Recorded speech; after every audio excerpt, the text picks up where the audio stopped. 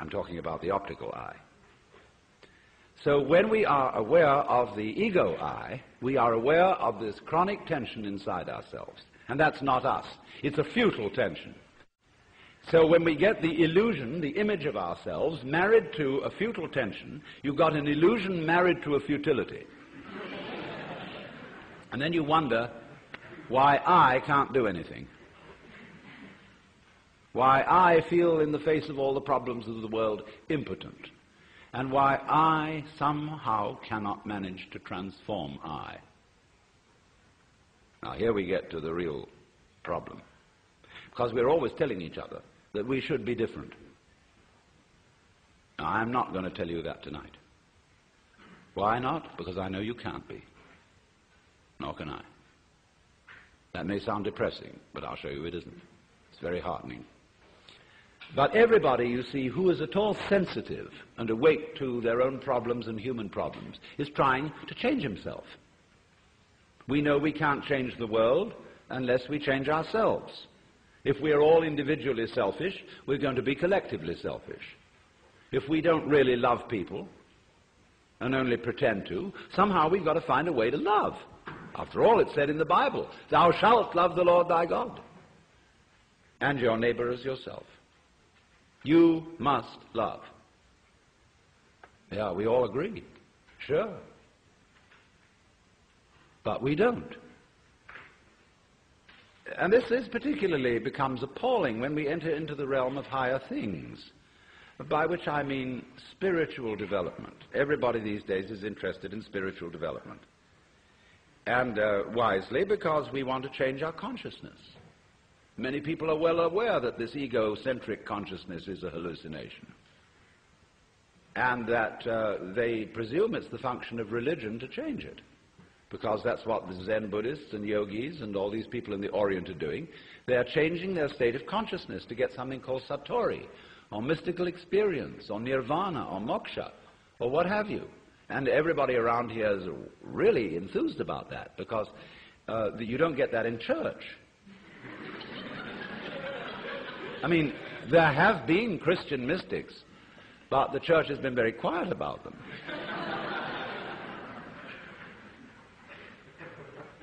In the average church, all you get is talk. There's no meditation, no spiritual discipline. They tell God what to do interminably, as if he didn't know. And then they tell the people what to do, as if they could or even wanted to. And then they sing religious nursery rhymes.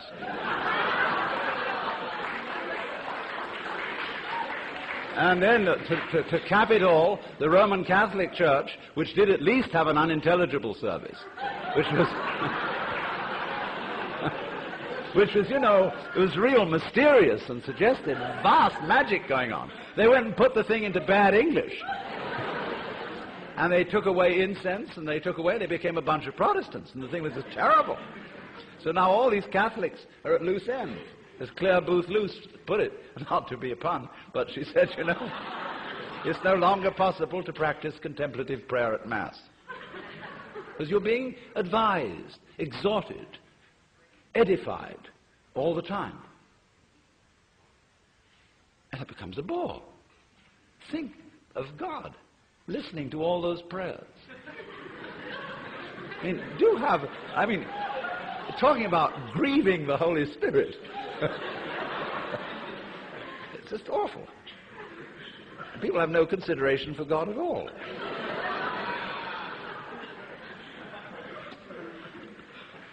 So,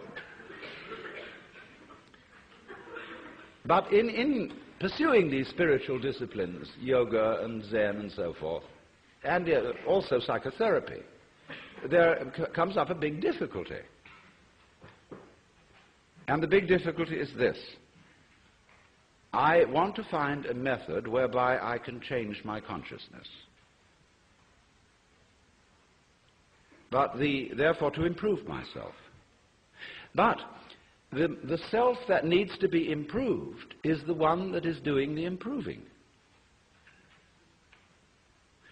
And so I'm rather stuck. I find out the reason that I think I believe, say, in God, is that I sure hope that somehow God will rescue me. In other words, I want to hang on to my own existence. And I feel rather shaky about doing that for myself, but I just hope there's a God who will take care of it. Or, if I could be loving, I would have a better opinion of myself. I'd feel better about it. I could face myself, as people say, if I were more loving. So the unloving me, somehow, by some gimmickry, has to turn itself into a loving me, and this is just like trying to lift yourself off the ground with your own bootstraps. It can't be done. And that's why religion, in practice, mainly produces hypocrisy and guilt, because of the constant failure of these enterprises. Now, people go and study Zen, and they come back and say, wow, getting rid of your ego is a superhuman task. I assure you it's going to be very, very difficult to get rid of your ego. You're going to have to sit for a long time, and you're going to get the sorest legs. It's hard work. And all you wretched kids who think you're getting rid of your ego on pot or something or other and easy yoga, you don't know what you're in for when it really comes down to the nitty-gritty.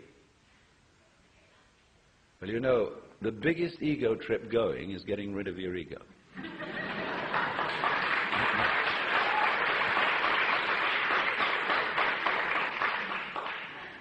And the joke of it all is your ego doesn't exist. There's nothing to get rid of. It's an illusion, as I tried to explain. But you still want to ask how to stop the illusion. Now, who's asking? I mean, do you think, in the ordinary sense in which you use the word I, how can I stop identifying myself with the wrong me? Well, the answer is simply you can't.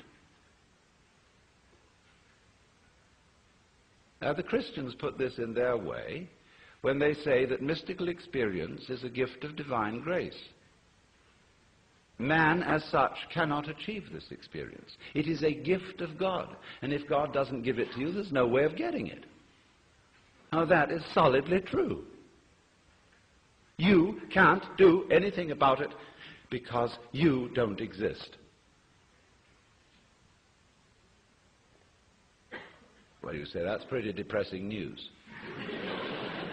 But the whole point is it isn't depressing news. It is the joyous news. There's a Zen poem which puts it like this, talking about it. It means the mystical experience, Satori, the realization that you are the eternal energy of the universe, like Jesus did. It says like this: you cannot catch hold of it, nor can you get rid of it. In not being able to get it, you get it. When you speak, it's silent. When you're silent, it speaks. Now, in not being able to get it, you get it. Because this whole feeling, what Krishnamurti is trying to explain to people, for example, when he says, why do you ask for a method? There is no method. All methods are simply gimmicks for strengthening your ego. So how do we not do that? He says, you're still asking